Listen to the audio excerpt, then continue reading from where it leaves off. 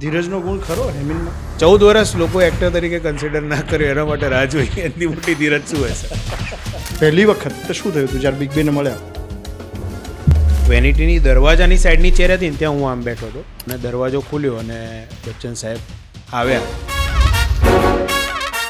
અને હું આમને આમ જોઈ જ રહ્યો હતો અને બચ્ચન સાહેબ કહ્યું, फिर हेमंत जी आप तो वहाँ पे बच्चों को वर्कशॉप में सिखाते होंगे, तो हमें भी अपना स्टूडेंट समझ लिए. અને હું સર કશું જ બોલી શકું, હું આમ જ હતો. તું જરા અંગ્રેજી શીખી લે, અમેરિકા જવાનું. એ તો બધી ત્યાં જઈને વાત. મિત્રને જો પતાવી દેવો હોય ને તો ખોટા વખત, અને જો મિત્રનો જેન્યુઅનલી ગ્રોથ આગળ વધારવો હોય ને તો ભલે કડવું લાગે તો લાગે, રસી આપી દો.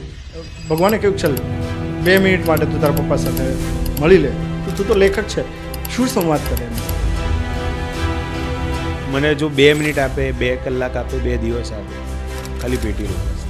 છોડીને જનારા, તારા સ્વભાવને કારણે છોડી દેનારા મિત્રો હશે બહુ છે, બહુ છે. તો એવી વખતે કેવી રીતે બેલેન્સ કરે? હું એવું માનું ને સર કે જો મિત્રતામાં, પ્રેમમાં, સંબંધોમાં તમારે કોઈના માટે થઈને બદલાવવું પડે ને તો પછી એ રિલેશન કામનું જ નહીં. પણ વચ્ચે એક પડાવ એવો આવ્યો હશે ત્યારે કામ નહીં હોય, ત્યારે કેવી રીતે બેલેન્સ રાખી શકાય છે માઇન્ડ? પણ મને એ વસ્તુ ક્લિયર હતી કે આ જ આવડે છે અને આ જ કરીશ, બીજું કંઈ જ નહીં. એટલે ગીવ અપ નહીં કરવાનું. ગીવ અપ ક્યારેય નહીં કરવાનું સર. એક વસ્તુ પ્રલય કાકાએ હમણાં જ વિદાય લીધી. અરે એમનું ડબિંગ પણ તે ઘણી વખત કર્યું છે. અરે મીરા ભરાયેલી હતી ને અંદર, તો ચાનો ઘૂંટણો લેવા ગયો તો ભૂલથી મીરા જ ગળાઈ ગઈ તો તમ મરાઈ ગયા. એટલે આ તો વોઇસ ટેક્સચર એમ બહુ સરસ પકડે છે. એવું સંજય ગોરડિયાનું પણ વોઇસ ટેક્સચર એમ ઘણી વખત કરે. હા, એટલે હમણાં જ છે ને અમે લોકોએ એક ફિલ્મ કરી હતી સાથે, ખમઠાણ. નો આવાજ સાંભળો ને તો મેરે કો ऐसा लगेगा कि मैं कान से कैडबरी जम रहा हूँ. મને બહુ મજા આવે છે એમની સાથે. તો હેમિન માટે એવી કઈ ક્ષણ છે કે જે હેમિનને ફરીથી જીવવાનું? મમ્મી પપ્પાની આંખમાં ખુશીના આંસુ જોયા જ્યારે લોકોએ તમને સ્ટેન્ડિંગ ઓવેશન આપ્યું, એટલે એમની અંદર જે પ્રાઉડ જોયું હતું એ તો એવું છે કે રોજ જોવા મળે ને તો રોજ જોવું સર. કોઈ પણ પાત્રમાં ઢળી જવાની કે પાત્રમાં ભળી જવાની કળા, ઓગળી જવાની કળા તેણે રંગભૂમિમાંથી હસ્તગત કરી છે. તો સિનેમાના પડદે એક્ટર, રાઇટર અને ડિરેક્ટર તરીકે તેણે ઓળખ બનાવી છે. તેને મળો ને એટલે એની સેન્સ ઓફ હ્યુમર તમને યાદ રહી જાય. તો એણે નક્કી કર્યું છે કે કંઈક એવું કામ કરવું છે જેથી લોકો આપણને યાદ કરે. આ ફિલ્મ ઇન્ડસ્ટ્રીમાં એક્ટર, રાઇટર કે ડિરેક્ટર બનવાના સપના જોઈ રહેલા યુવાનોને કેટલીક સાચી પણ કડવી વાતો આ દોસ્ત આજે કહેવાનો છે. આ એક લર્નિંગ લેસન સમાન પોડકાસ્ટ આપણે માણીશું અને મળીશું એક મજાના એક્ટર, રાઇટર, ડિરેક્ટર મારા દોસ્ત હેમંત ત્રિવેદીને. તો શરૂ કરીએ આજનો podcast Beyond Boundaries with Jitu બાંધણિયા.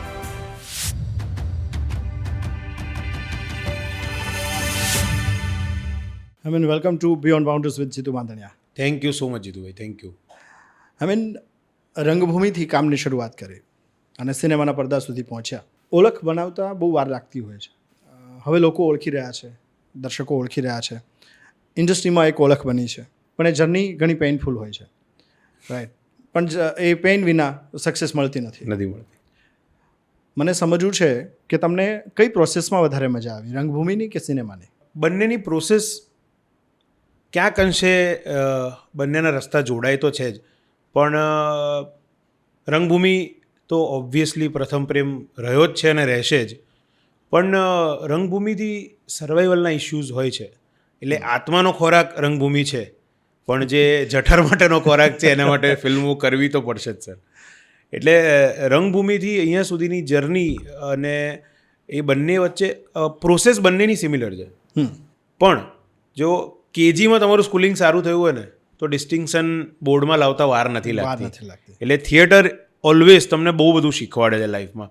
અને હું ખાલી એક્ટિંગના પોઈન્ટ ઓફ વ્યૂથી નથી કહેતો, પણ એ પર્સનાલિટી ડેવલપમેન્ટના પોઈન્ટ ઓફ વ્યૂથી કહું છું. ડિસિપ્લિન, તમારી રૂટીન લાઈફની ડિસિપ્લિન બહુ જ ડેવલપ કરે છે. કે તમારું ટાઈમિંગ, શિડ્યુલ, પંક્ચ્યુઆલિટી જે છે, કે જેમ કે 7નું રિહર્સલ હોય તો 6:30 પહોંચી જવાનું. એ અડધો કલાક તમે વહેલા પહોંચ્યા છો એટલા માટે નથી કે બધું શરૂ કરતાં 7 વાગી જાય. ના, તમારે એ વસ્તુમાં એ પાત્રમાં અને એ સરાઉન્ડિંગ્સમાં તમે એક્લેમેટાઇઝ થઈ શકો એના માટે. કારણ કે અમે લોકો એટલા માટે જ હંમેશા શોના 3-4 કલાક પહેલાં જતા હોઈએ છીએ. એવું નહીં કે રીડિંગ કરવાનું છે, બહુ દિવસનો ગેપ છે એટલા માટે અમે રીડિંગ કરી લઈએ કે ડાયલોગ્સ બાય હાર્ટ થઈ જાય. એ ખાલી એ છે કે તમે લગભગ 15 દિવસથી અલગ માહોલમાં છે. એટલે હું જેમ કે હેમિનમાંથી એ પાત્રમાં મારે કઈ રીતે આવું ને એ એના માટેની એક્સરસાઇઝ હોય છે સર. ઘણા બધા વિચારતા હશે કે મારે આ ફિલ્ડમાં કરિયર બનાવવી છે, તો એમના માટે બેસ્ટ વે કયો હોય? પર્ટિક્યુલર હું એવું કહીશ કે ગુજરાતના ગામડાઓનું કોઈ છે અને જેના માટે અમદાવાદમાં આવે તો મુંબઈ કદાચ દૂરની વાત બનતી હોય અને અમદાવાદમાંથી એને કરિયર બનાવવી હોય તો એના માટે રસ્તા કયા છે? કારણ કે ફિલ્મ ઇન્ડસ્ટ્રીમાં ડિપાર્ટમેન્ટ્સ બહુ બધા છે. એટલે પહેલાં તો ક્લેરિટી બહુ જરૂરી છે કે તમારે કયા ડિપાર્ટમેન્ટમાં as an actor, as a writer, as a director, as a DOP or cinematographer કે as a production designer, art director, editor, કે તમારે કયા ડિપાર્ટમેન્ટમાં તમારું કરિયર બનાવવું છે. પહેલાં તો એ બહુ જ ક્લેરિટી જરૂરી છે. કારણ કે તમે એક એન્ડ ગોલ નક્કી કર્યો હશે ને તો તમને ખબર છે કે મારે આ જ રસ્તા પર ચાલવાનું છે. પણ તમે એવું નક્કી કર્યું કે મારે ક્યાંક જવું છે, ક્યાં જવું છે એ જ ખબર ન હોય તો એના માટેના બહુ મલ્ટિપલ કન્ફ્યુઝ રસ્તાઓ ઊભા થવાના છે. એના માટેનો સૌથી સરળ રસ્તો અત્યારે એવું થઈ ગયું છે કે સર સોશિયલ મીડિયા તમારી આંગળીઓના ટેરવા પર છે. પહેલાં એવું નહોતું. એટલે લોકોને એવું હતું કે અહીંથી મુંબઈ સ્ટ્રગલ કરવા જવાનું, થેલાઓ લઈને અને ફરવાનું. અત્યારે ઇન્સ્ટાગ્રામ પર ઘણા બધા કાસ્ટિંગ ડિરેક્ટર્સ છે, કાસ્ટિંગ એજન્સીસ છે, જે લોકો એમની પાસે ડેટા રાખતા હોય છે. તો તમારો ઇન્ટ્રોડક્શન વિડીયો છે, કોઈ તમારો ગમતો ડાયલોગ, સંવાદ છે, જે તમને એવું લાગે છે કે હું આને આવી રીતે બી ટ્રાય કરી શકું છું અલગ ઓપ્શન્સથી, તો એ રેકોર્ડ કરીને એમના ડેટા બેંકમાં મોકલો. કે એ લોકો જ્યારે બી કાસ્ટિંગ આવે ને એવું થાય કે ભાઈ 22 થી 25 વર્ષની એજ ક્રાઇટેરિયાવાળો એક કેરેક્ટર જોઈએ છે અને આવા પ્રકારનો લુક એન્ડ ફીલ જોઈએ છે, તો એમના ડેટા બેંકમાં તમે હશો ને તો એ તમને ડાયરેક્ટ અપ્રોચ કરશે. ઓકે. અને અત્યારે એવું છે કે મુંબઈ કરતાં અમદાવાદમાં અત્યારે ઘણી બધી ફિલ્મો બની રહી છે. તો કોઈ અંતરિયાળ ગામડાનો વ્યક્તિ છે તો એ અમદાવાદમાં આવીને પણ કામ કરી જ શકે છે. કારણ કે હવે ઓલમોસ્ટ મહિને 2 કે 3 પિક્ચરો તો ફ્લોર પર હોય છે જ. અને સૌથી મેજર હું ઇન્સિસ્ટ એ જ વસ્તુ પર કરું છું કે ક્લેરિટી. તમારે શું કરવું છે અને શું બનવું છે. એ ક્લેરિટીમાં સૌ એક મહત્વનો ભાગ હોય છે એનો ઇન્ટરેસ્ટ. કરેક્ટ. રાઈટ. ઇન્ટરેસ્ટ સિવાય બીજો પાર્ટ હોય છે રેવન્યુ. કરેક્ટ. કેટલું એ કમાશે. Correct. આ ફિલ્ડમાં કેટલી કમાણી હોય? હા, એટલે જો એક્ટર તરીકે કહું તો તમે રંગભૂમિથી શરૂઆત કરો તો રંગભૂમિમાં બ્રેડ બટર મળી રહે તમને. સર્વાઈવલ તમારું એટલે ચાલે cut to cut. I mean category wise જે તમે કહ્યું કે એની પ્રોફાઇલ એક્ટરની છે તો એક સમાન અમાઉન્ટ કમાશે, સાઉન્ડમાં છે તો એક્સ કમાશે, આર્ટમાં, તો એની રેન્જ કેટલી હોય? શરૂઆતથી જોવા જઈએ ને સર તો કેવું છે કે તમે નવા છો તો ઓબ્વિયસલી તમારા માટે બી એક લર્નિંગ એક્સપિરિયન્સ છે. તમે બી ફ્લોર પર પ્રેક્ટિકલી શીખવાના છો પહેલો પ્રોજેક્ટ હોય ત્યારે. તો ઓબ્વિયસલી એ વખતે તમને રેવન્યુ ઓછી જ મળવાની છે. તો 2-2.5 હજાર રૂપિયાથી લઈ અને 8 થી 10 હજાર સુધીનું તમારું સ્ટાર્ટિંગ પર ડે તમને હોય છે. મળે. ડિપાર્ટમેન્ટ વાઇઝ છે કે ભાઈ શરૂઆતમાં એક્ટર તરીકે તમને 1200-1500-2000 રૂપિયા પર ડે મળતા હોય, કે તમે આસિસ્ટન્ટ ડિરેક્ટરમાં છો તો તમને 1200-1500 મળે, આસિસ્ટન્ટ કેમેરામેન છો તો તમને 5-6 હજારથી લઈને 8 હજાર 10 હજાર સુધી તમને પર ડે મળે. હવે તમારા રસનો વિષય છે, આમાં કોઈ બીબાઢાળ ફોર્મેટ નથી. બેઝિક્સ તમારે ફોલો કરવાના હોય છે, પણ તમારી સ્કિલ્ડ તમે કેટલી ડેવલપ કરો છો એક પર્ટિક્યુલર ટાઈમમાં, તો એ 8 હજાર 10 હજાર પર ડેથી લઈને તમે 2-5 લાખ પર ડે સુધી પણ જઈ શકો છો. પર્ટિક્યુલર હેમિનનું ક્યારથી ક્લિયર હતું કે મારે એક્ટિંગ ફિલ્ડમાં જવું છે? 2000ની સાલમાં એક્ટિંગ તરફની રુચિ વધી. પહેલાં હું એકચ્યુઅલી હીરામણીમાં ભણતો હતો, તો હીરામણી અને ક્રિકેટ એકબીજાના પર્યાય છે. એ વર્ષોથી જોયું છે કે અત્યારે પ્રિયાંક પંચાલ જે ક્રિકેટર છે, હર્ષલ પટેલ જે બોલર છે ક્રિકેટર, એ બધા હીરામણીમાં જ ભણેલા છે. મારાથી 2 વર્ષ પછીની બેચમાં હતા એ લોકો. અને અમારા જે પ્રિન્સિપલ હતા સનત જાની, આપણા રાગીભાઈ છે, રાગી જાની એમના અંકલ, એ ગુજરાત ક્રિકેટ એસોસિએશનના મેનેજર હતા અને નરેરી અમીન સાહેબ એના ચેરમેન હતા. એટલે ક્રિકેટ માટે ફૂલ ફ્લેજેડ સપોર્ટ હતો હીરામણીમાં. એટલે હું પહેલાં ક્રિકેટ જ રમતો હતો. પછી અચાનક એક એન્યુઅલ ફંક્શન હતું તો કોઈક પ્રોફેસરે મને કહી દીધું કે ચાલ ને તું આ નાટકમાં પાર્ટિસિપેટ કરને.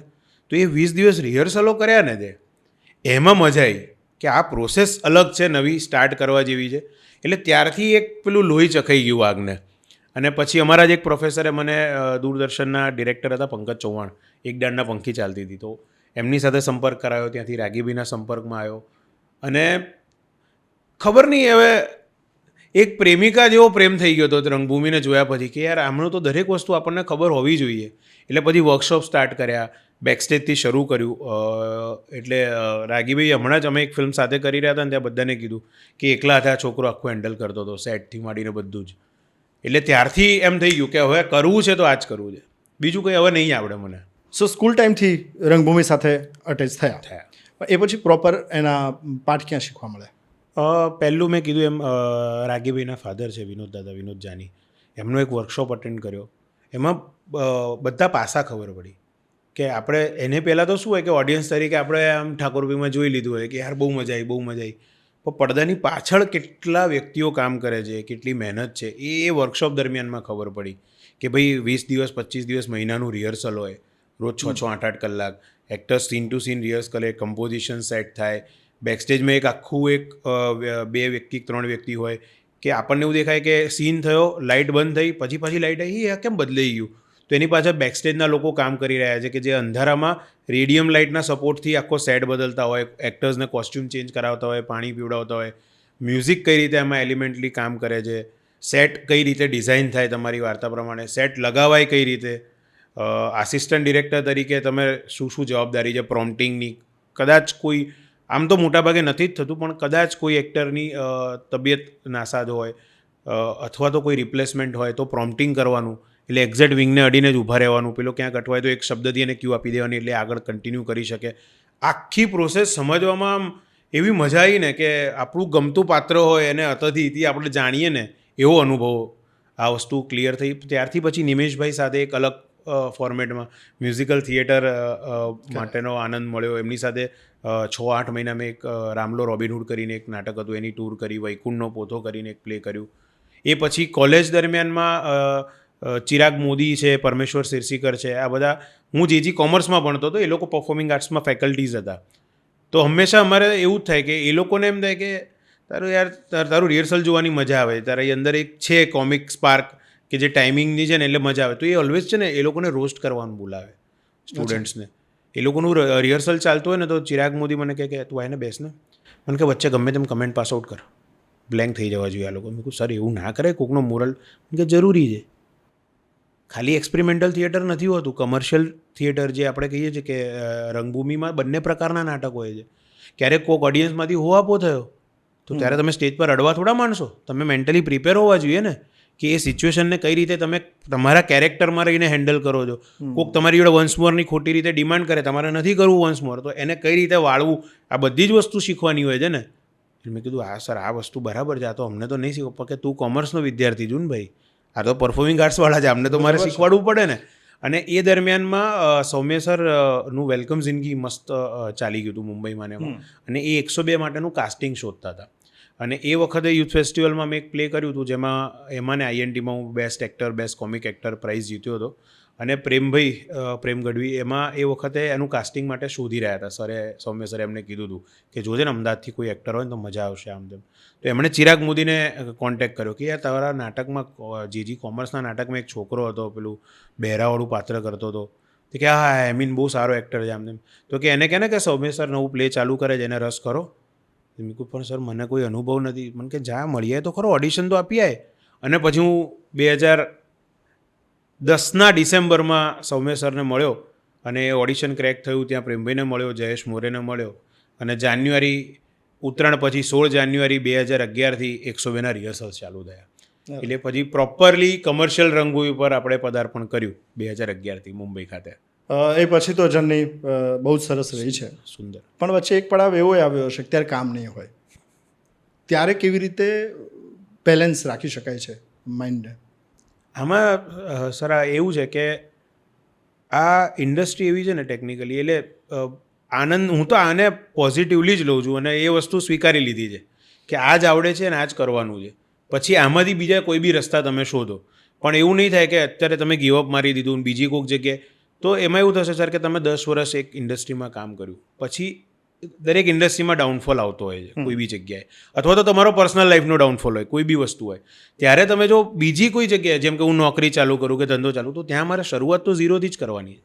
એના કરતાં જો મેં આ 10 વર્ષનો અનુભવ છે તો થોડીક પેશન્સ રાખીને જાળવીને સંયમ રાખીને એ જ દિશામાં મહેનત કરતા જશો ને તો એ 10 વર્ષનો અનુભવ છે ને એ તમારા માટે બૂસ્ટર ડોઝનું કામ કરે છે. એટલે ગીવઅપ નહીં કરવાનું. ગીવઅપ ક્યારેય નહીં કરવાનું સર.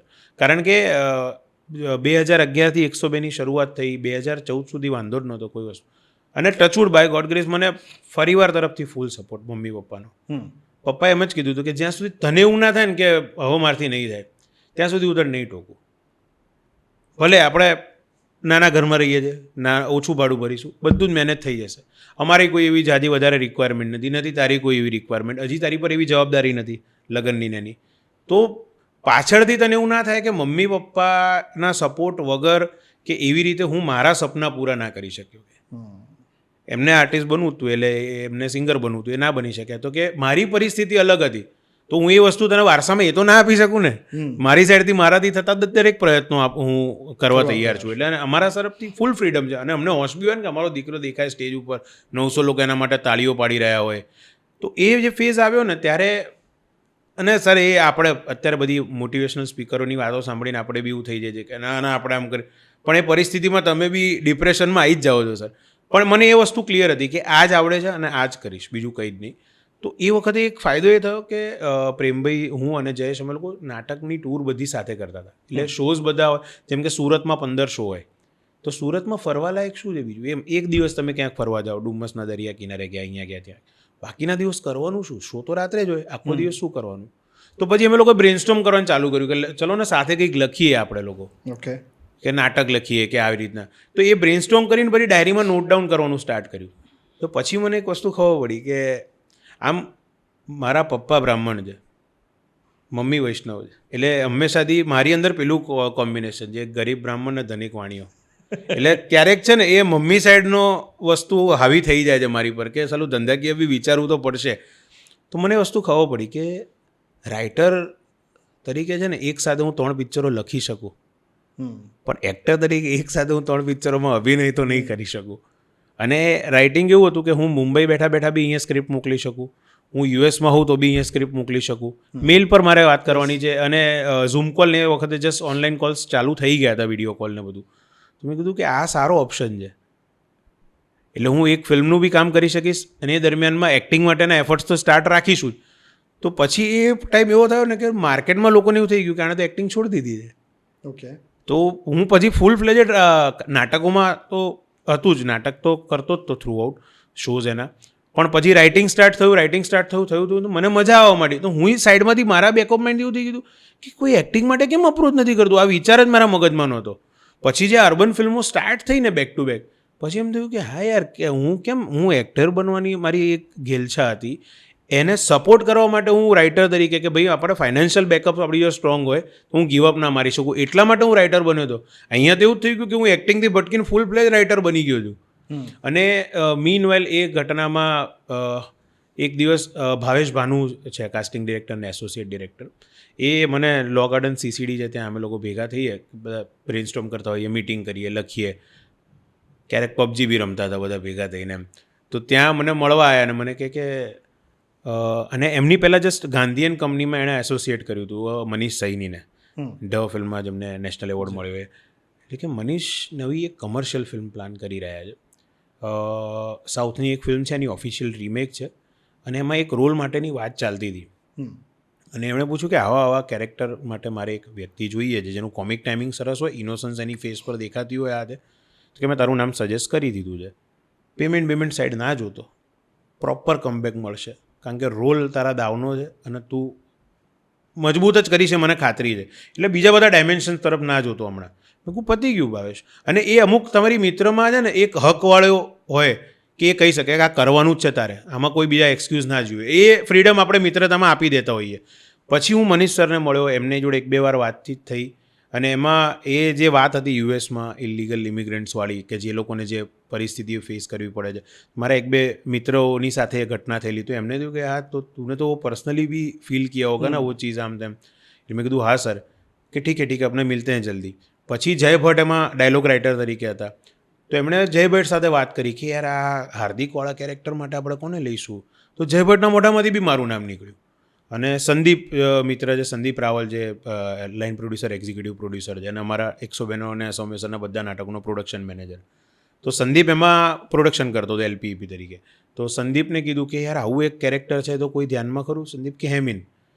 એટલે પછી મનીષ સરે ફરી મને મળવા બોલાયો कि यार एटलीस्ट ऐसा होता है ना कि लोग 2-3 ऑप्शन देते हैं कि रोल में इसको ले लो या इसको ले लो या सर ये भी एक अच्छा ऑप्शन है. मैंने 3 लोगों से पूछा, तीनों ने सिर्फ तेरा ही नाम दिया. तो तू गन पॉइंट पे तो नहीं रखता है ना इन लोग को? बोला नहीं सर, वो लोग जानते हैं, थिएटर के टाइम से जानते हैं, उन्होंने जर्नी भी देखा है और अलग अलग कैरेक्टर्स भी देखे हैं मेरे जो परफॉर्म किए हैं वो. અને પછી the rest is the history. Shubhyatra આવી અને પછી ફિલ્મ ઇન્ડસ્ટ્રીમાં એક્ટર તરીકે કન્સિડર કરવાનું ચાલુ કર્યું. એટલે એવું એ પેઇન પોઈન્ટ ખરો ને કે મજબૂત pain. ઘણા સિનિયર તને મજબૂત. એક્ટર તરીકે ગણતા જ નહીં હોય. અને ઘણા સિનિયર્સને તો મેં પ્રીમિયરમાં એવું કીધેલું બી છે. મને રેન્ડમલી મળીને એમ કે અરે સ્ટેટ એવોર્ડ હતા એમાં તું ના દેખાયો. એટલે મેં કહું સર મને તો 2023થી એક્ટર ગણવાનું ચાલુ કર્યું છે ને, એટલે ઓફિશિયલી તો હું આવતા વર્ષે આવી શકું ને. એટલે મનીષ સર બી ટેન્શનમાં, અરે તું ક્યાં કુછ ભી બોલ દેતા હે સબકે સામને. બોલે સર મેં ગલત ક્યાં બોલા. અને એમાં એવું છે સર કે એ દરેક વ્યક્તિઓએ છે ને મને એ યુથ ફેસ્ટિવલમાં INTમાં પ્રાઇઝ જીતતા જોયો છે. ઓકે. એ જ ઇવેન્ટ એમણે જજ બી કરી છે, એમણે જ મને વિનર બનાવ્યો છે. એટલે 3 BHKનું ઘર હોય ને, ખીચોખીચ ભરી હતી ને એટલા વખાણ બી કર્યા છે. પણ જ્યારે રોલ આપવાની વાત આવતી હતી ને ત્યારે બીજા બધા બહુ ફેક્ટર્સ કામ કરતા હતા. અને મને એક વસ્તુ છે સર કે એક્ટર તરીકે છે ને તમે ડિપ્લોમેટિક હો કે ના હો, પણ તમે તમારી જાત સાથે તો ટ્રાન્સપરન્ટ હોવા જ જોઈએ સર. આઈ મીન ટ્રાન્સપરન્ટ હોવું અને આખા બોલા હોવું બંનેમાં ફરક છે. આ આખા બોલા વાળો સ્વભાવ તને નડે નહીં? નડ્યો જ છે. એમાં જ તો હું પણ એ મારા માટે સારું છે સર.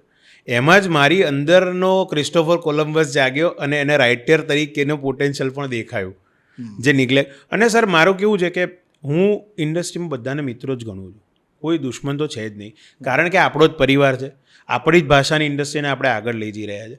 પણ મિત્રતામાં છે ને મારું એવું માનવું છે, મિત્રને જો પતાવી દેવો હોય ને તો ખોટા વખાણ કરો, અને જો મિત્રનો જેન્યુઅનલી ગ્રોથ આગળ વધારવો હોય ને તો ભલે કડવું લાગે તો લાગે, રસી આપી દો.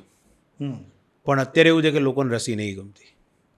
બૂસ્ટર ડોઝ ભલે લઈ લીધા હોય સર 2, 3, પણ આ જે જીવનની કોવિડ સામે લડવાનું છે ને એના માટેની રસી કોઈ નહીં ગમતી.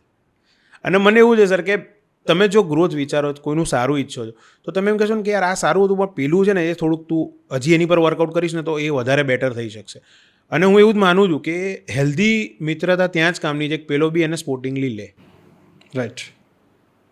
પણ આ આખી જે જર્ની ચાલી રહી છે એ જર્ની દરમિયાન ઘણા બધા એવાય મળ્યા હશે જેને કે જેણે સતત તારો સાથ દીધો છે, છોડીને જનારા, તારા સ્વભાવને કારણે છોડી દેનારા મિત્રો હશે. બહુ છે. તો એવી વખતે કેવી રીતે બેલેન્સ કરે? હું એવું માનું ને સર કે જો મિત્રતામાં, પ્રેમમાં, સંબંધોમાં તમારે કોઈના માટે થઈને બદલાવવું પડે ને તો પછી એ રિલેશન કામનું જ નથી સર. અચ્છા.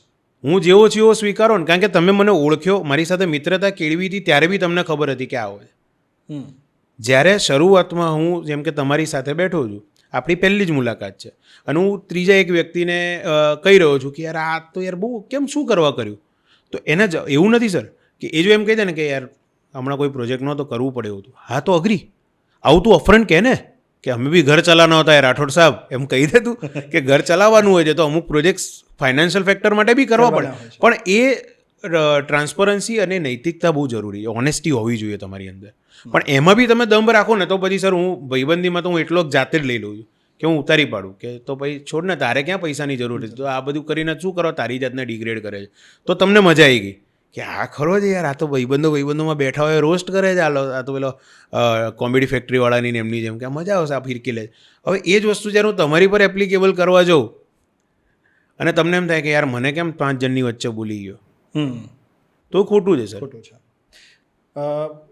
રંગભૂમિ સાથે બહુ કામ કર્યું છે, તો એ સિનેમામાં કામમાં આવે? કેવી રીતે કામમાં આવે અને કેટલું કામમાં આવે?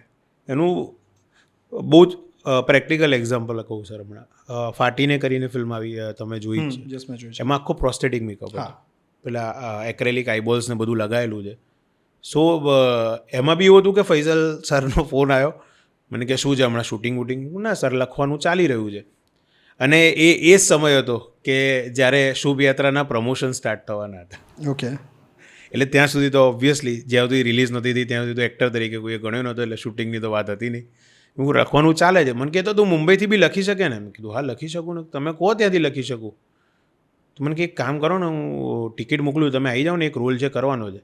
અને અમુક વ્યક્તિઓ કેવા છે સર કે જેમને તમે ખાસા ટાઈમથી ઓળખો છો. ફૈઝલભાઈ સાથે મેં દોડપકડ બી કરી, એમને વિટામિન સીના ટાઈમથી ઓળખું છું. એટલે ત્યાં હું એવું ના પૂછું કે રોલ શું છે, કેટલા મિનિટનો રોલ છે, મારું કેરેક્ટર શું છે. ના, એમને ખબર છે એનું કેલિબર શું છે, કે એવું હશે તો યોગ્ય હશે તો જ એમણે અપ્રોચ કર્યો. બાકી વેડફવા માટે તો કોઈ આપણને બોલાવવાનું નથી. જે પરિચિત છે એ તો નહીં જ બોલાવે એમ. તો હું ગયો, ત્યાં લુક ટેસ્ટ ને બધું થયું, અને ત્યાં ખબર પડી કે આ દાઢીને બધું લાગશે, આ વાળની વીગ લાગશે, અને અહીંયા આગળ આખા પ્રોસ્થેટિક આઈ ટિશ્યુઝ લાગશે ને ઉપર 2 એક્રેલિક બોલ્સ લાગશે. હવે કુદરતી બી મજાક તો કરી જ છે કે 6.5 નંબર છે, એટલે હું ચશ્મા કાઢું ને તો ઓબ્વિયસલી પાર્શલી બ્લાઇન્ડ જ હોઉં એમ. એટલે સતત મારી આંખો બ્લિંક થાય ફોકસ કરવા માટે, અને એમાં એ કાઢીને એની ઉપર આ લગાવવાનું. એટલે દુશાસન ગંધારીવાળી પરિસ્થિતિમાં હતો હું. અને પહેલા દિવસે ગયો ને તો આવડો મોટો હોલ, એટલે હવેલીની અંદરવાળું શૂટ કરવાનું હતું. અને પહેલા જ દિવસે ફૈઝલભાઈએ આખું પેલી મુવમેન્ટવાળી બધી ઘટના રાખી કે અહીંથી તું રસોડામાં જાય છે, ચેક કરે છે, આ પિલરની વચ્ચેથી જાય છે, અહીંથી સોફાની વચ્ચેથી આવે છે, અને આવો આખો એક શોટ ડિઝાઇન કર્યો. મેં કીધું સર આ તો ધંધે લાગી જવાશે. મને કે તમે જોઈ લો ને, નહીંતર હું તમને માઇક પર કમાન્ડ આપતો રહીશ. હું કહું તમે કમાન્ડ આપશો પણ હું સાંભળું, પેલા ડાયલોગવાળી બી પ્રોસેસ લઉં, મારે ડાયલોગ બી બોલવાના છે. મેં કહું આમાં તો પછી હું ન્યૂઝ રીડર જેવું થઈ જશે મારું. મેં કીધું એક્સપ્રેશન જ નહીં આવે, પરફોર્મ નહીં કરી શકું. મને કે તો શું કરીએ? મેં કોઈ કામ કરો, મને અડધો પોણો કલાક આપી દો ને, મને એક્લેમેટાઇઝ થઈ જવા દો આ ઘટના સાથે. અને ત્યારે પછી થિયેટર રિહર્સલ્સવાળી જે પ્રોસેસ હોય ને આપણી, એ કામમાં આવે કે ફૂટવર્ક કઈ રીતનું ડેવલપ કરવું છે આજે, તો પછી છે ને મેં એક એડી માંગી લીધો. મેં કોઈ એને મારી જોડે રાખો કે હું, મને કે તમે પહેલાં એના વગર એક્રેલિક બોલ્સ વગર. મેં કહું ના, તો નહીં જ કરી શકું ક્યારેય. વિઝિબલી સાથે હું જઈશ ને તો એ રિહર્સલ કામ જ નહીં લાગે. એના કરતાં આ જ લગાવીને રિહર્સ કરું ને હું. તો મેં 4-5 વાર આખી મુવમેન્ટ રિહર્સ કરી કે અહીંયા પેલો મને એમ કહે છે કે અહીંયા પિલર છે, અહીંયા આગળ પગથિયા છે, આ છે. એટલે મગજમાં છે ને એક મેપ બની ગયો. અને પછી જે થયું ને તો વન ટેક ઓકે. સો થિયેટર ત્યાં હેલ્પ કરે છે સર, રિહર્સલ્સ પ્રોસેસ. એ શૂટ આખું ઓસ્ટ્રેલિયા થયું ને? ઓસ્ટ્રેલિયા, રાજપીપળા અને મુંબઈ 3 જગ્યા. ઓસ્ટ્રેલિયા, રાજપીપળા અને મુંબઈ. મુંબઈ. આના સિવાય તમે થિયેટર માટે પણ ઘણી બધી ફોરેન ટૂર કરી છે. અઢળક. એમાંથી કોઈ યાદગાર કિસ્સો? એટલે સારી રીતે બી યાદગાર હોય અને ખરાબ રીતે બી યાદગાર હોય સર. ખરાબ રીતે યાદગાર હશે ને એમાં લર્નિંગ કંઈક હશે બહુ જ પ્રચંડ. તો એ કહો. યુએસ ટૂર જ હતી અમેરિકાની 102 માટેની. પહેલી વાર એવું હતું કે અમે લોકો વિઝા માટે એપ્લાય કરવા ગયા. પેલું ફેસ્ટિવલ થાય છે ત્યાં ન્યૂ જર્સીમાં, ચલો ગુજરાત. ચલો ગુજરાત ફેસ્ટિવલ છે, તો એમાં 102 પરફોર્મ થવાનું હતું. અને અમે લોકો વિઝા માટે અપ્લાય કરતા હતા, અને વિઝા માટે લાઇનમાં ઊભા હતા, અને વિઝા મળી ગયો અમને. વિઝા માટે જતા હતા ને તો આગલા દિવસે એવી ખબર પડી કે એ લોકોએ કંઈક ટાઈમ ટેબલને શિડ્યુલિંગ ચેન્જ કર્યું. તો અમને એવું કીધું કે તમે 25 મિનિટમાં નાટક પતાવી દો એમ. હવે 2 કલાક 10 મિનિટનું નાટક 25 મિનિટમાં તો કઈ રીતે થાય એમ. એટલે સર કે તો પછી રહેવા દો, અમારું એક વાંચીકમવાળું સેશન ગોઠવી દઈશું. અને આ અત્યારે એમનું જે પ્લે ચાલે છે ને, યુનાઇટેડ સ્ટેટ્સ ઓફ પાડાની પોળ, એનું એક વાંચીકમ ફોર્મેટ બી જે પહેલાં કરતા હતા પાડાની પોળ કરીને, એનું એક એમણે નક્કી કર્યું. ને પછી સર કે કામ કરીએ, વિઝા તો લઈ લઈએ, ભલે જઈએ નહીં પણ એક ટીમમાં સિક્કો તો વાગી જાય, તો બીજી વાર જ્યારે શો માટે જોવું ને તો આપણા માટે એક કન્વિનિયન્ટ થઈ જાય એમ. તો કે સારું, અમે વિઝા પર સિક્કો મરાયો, અમને ખબર જ હતી કે નથી જવાનું, પાછા આવ્યા. અને એ લોકો ટૂર પતાવીને પાછા આવ્યા 15 દિવસ પછી. એ વખતે પેલું કેન્સલ કરાવવા જવું પડતું હતું, કેન્સલ વિધાઉટ પ્રિજ્યુડાઇઝ, એનો બી સિક્કો મરાવવા ત્યાં જવું પડતું હતું. તો એના માટે ગયા ને. પછી સેકન્ડ ટૂરમાં તો પ્રોપર હતું એમ કે આ 22 દિવસમાં 18 શો અમેરિકા, આ અને ઘરમાં બધા ખુશ હોય કે આ છોકરો અબ્રોડ જવાનો, છોકરો અબ્રોડ જવાનો. અને અમે લોકો ત્યાં ગયા.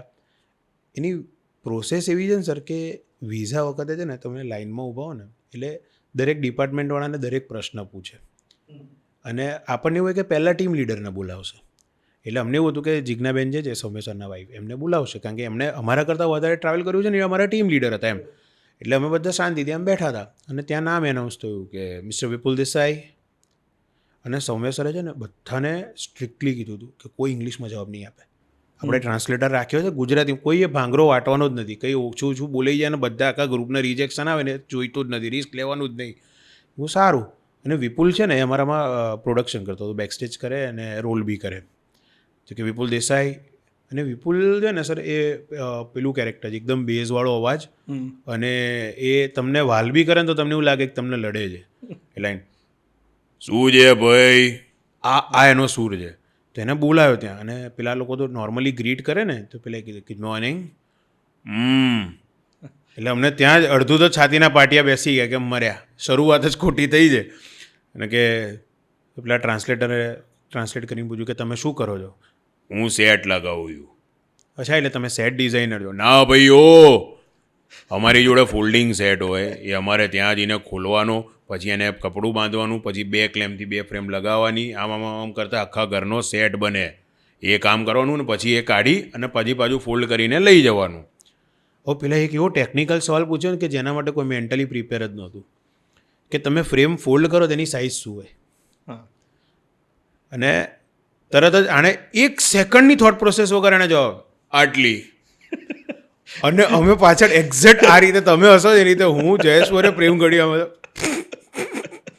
અને પેલા જિજ્ઞાબેન ટેન્શનમાં કે અરે યાર રિજેક્શન અને પેલાને દેખાતું હોય તમે હા મેં કહ્યું સોરી પછી એક વોલેન્ટિયરને કીધું excuse me where is the rest room તો કે ઓવર ધેર અમે લોકો બાથરૂમમાં જઈને 10 મિનિટ હશે આજે મેં કહ્યું આજે રિજેક્શન છે પણ આજે એણે જવાબ આપ્યો ને એની મજા આવી ગઈ પણ અમને મળી ગયો વિઝા અને અમે ત્યાં ટ્રાવેલ કર્યું અને એમાં સેન હોઝે અમારો શો તો સેકન્ડ લાસ્ટ શો અને એના બીજા દિવસે LA અને ત્યાંથી પછી અમે ન્યૂ જર્સી પાછા આવીને મુંબઈ આવવાના હતા એમાં રાત્રે અમારા રૂમમાંથી બધું ચોરાઈ ગયું મારું ને જયેશ મુરેનું એટલે અમે લોકો ટ્રેક પેન્ટ ને ટી શર્ટમાં ભગવાન કરે અમારા નસીબ સારા હતા કે પાસપોર્ટવાળું જે પાઉચ હતું ને એ દિવસે અમે ઓશિકાની નીચે રાખ્યું હતું એટલે જયેશ મુરેનું લેપટોપ એનો મોબાઈલ અમુક કેશ હતી કપડાં મને મારી એક સ્કૂલ ટાઈમની ફ્રેન્ડ છે અને એનો હસબન્ડ ત્યાં જ છે તો એ લોકો મને શોપિંગ માટે લઈ ગયા એટલે શોપિંગ કેશ આ બધું જ ગયું એટલે પહેરેલા કપડે અમે લોકો હાજર હતા ત્યાં અને પછી જે કહેવાય છે ને કે મિત્રો માટે મરીશ સાહેબે બહુ જ શેર લખ્યા છે એ